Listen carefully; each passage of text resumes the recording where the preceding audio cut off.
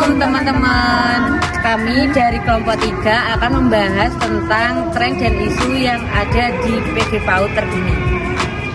Halo, perkenalkan nama aku Sinta Dwi Anjani, NIM 1601422093. Halo, nama aku Apriliani Dianipias dengan NIM 1601422080. Perkenalkan, nama saya Ruwaida Ahlam dengan NIM 1601422085. Nama saya Adela Safitri dengan NIM 16014222098. Halo teman-teman, kita sudah bersama Kak Anissa dari angkatan 2021 jurusan PG PAUD.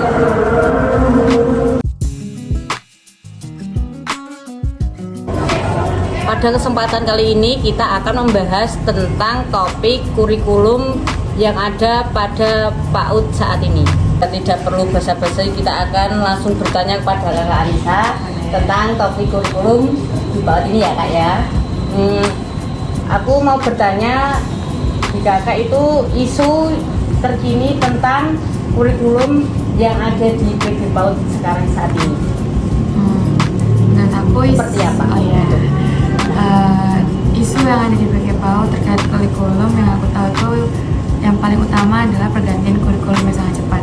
Kita mulai dari kurikulum KTSP, lanjut ke kurikulum 13, lanjut lagi ke revisi kurikulum 13, dan terakhir di kurikulum Merdeka. Nah, ini merupakan salah satu hambatan yang teman-teman di PAUD rasakan dan yang lagi teman-teman bahas juga terkait kurikulum ini, karena dengan pergantian kurikulum yang cepat ini banyak banget guru-guru di PAUD yang bingung mana yang harus dipakai, mana yang harus dihindari, mana yang harus ditelaah. Sampai saat ini yang aku tahu banyak banget lembaga-lembaga PAUD yang masih bingung terkait penggunaan kurikulum. Mereka masih pakai kurikulum KTSP, 13 dan Merdeka, sedangkan mereka belum tahu mana yang harus mereka telah terlebih dahulu dan mereka terapkan di lembaga masing-masing. Terima kasih Kak. Terus dilanjut April. Baik, untuk pertanyaan yang kedua, menurut kakak penggunaan kurikulum di PG PAUD yang tepat seperti apa? Kalau menurut aku semua kurikulum yang ada di PG PAUD itu baik. Karena sekarang kan yang lagi dikejar kurikulum Merdeka. Nah, kurikulum Merdeka itu sebenarnya udah baik juga karena dengan penggunaan kurikulum Merdeka ini anak-anak dibebasin untuk berkreativitas setinggi-tingginya tanpa ada batasan apapun. Nah, tapi karena penerapan kurikulum Merdeka ini yang belum merata dan guru-guru yang belum paham banget tentang kurikulum Merdeka, jadi banyak disalahartikan gitu. Ada yang bebas tapi mengekang, ada juga yang bebas juga nggak sesuai dengan kebebasan yang dimau sama teman-teman dari pendidikan gitu. Jadi masih banyak banget kesalahpahaman di mana merdeka yang dimaksud ini bukan merdeka yang dikekang, tapi merdeka di mana anak-anak dibebaskan untuk berkreativitas setinggi-tingginya supaya imajinasi mereka juga tersalurkan. Sebenarnya kurikulum Merdeka itu udah bagus banget. Menurut kakak nih solusi yang tepat untuk mengatasi kesulitan yang ada di kurikulum ini gimana? Nah, karena kesulitan ini kan adanya di kurikulum ya, jadi yang berhak dan bisa mengatasi ya dari teman-teman pendidik dan juga si pembuat kurikulum sendiri dari Kementerian Pendidikan, dimana mungkin bisa diadakan sosialisasi yang merata, terus juga kayak dikasih pelatihan. Jadi yang sekarang terjadi itu kurikulum Merdeka mereka itu bukan disesuaikan sama lembaga, tapi mereka ngambil sub dari Merdeka itu mereka salin di lembaga mereka, jadi nggak ada lembaga yang sesuai sama kemerdekaannya.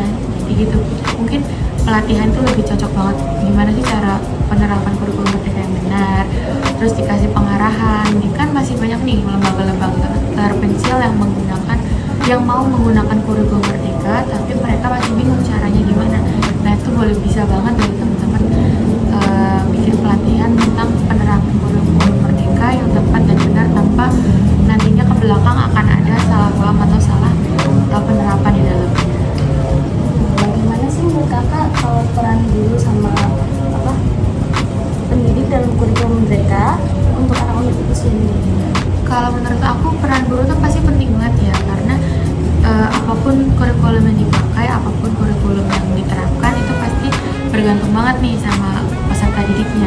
Dimana peran guru di situ kan ngasih ngasih materi kayak teman-teman anak-anak nih, itu juga kalau misalkan dari gurunya sendiri nggak paham terkait kurikulum atau materi yang mau disampaikan, otomatis nggak akan tersalurkan dengan baik nih apa yang mau disampaikan. Jadi menurut aku ya apapun itu kurikulum yang kita pakai, ya peran guru itu sangat penting. Di sekolah ada guru, otomatis di rumah ada orang tua yang bisa memperkuat materi apa yang mau kita kasih di sekolah. Oke, aku akan pertanyaan sama Kak Anissa ini yang terakhir ya Kak ya. Apa sih perbedaan kurikulum saat ini dengan kurikulum sebelumnya?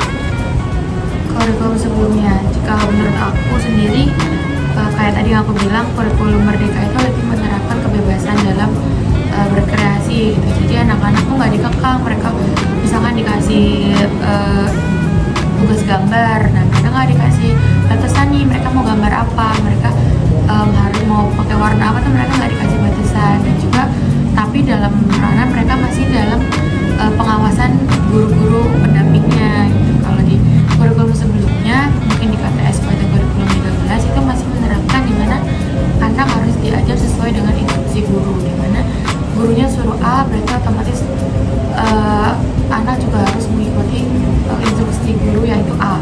Jadi istilahnya imajinasi anak sedikit terbatasi karena adanya instruksi guru yang harus diterapkan. Itu menurut aku. Itu ya. Terima kasih ya Kak. Sama-sama. Semoga menjawab dan semoga membantu. Terima kasih banyak. Sama-sama. Sekian wawancara dari kelompok kami dan terima kasih kepada Kak Anissa.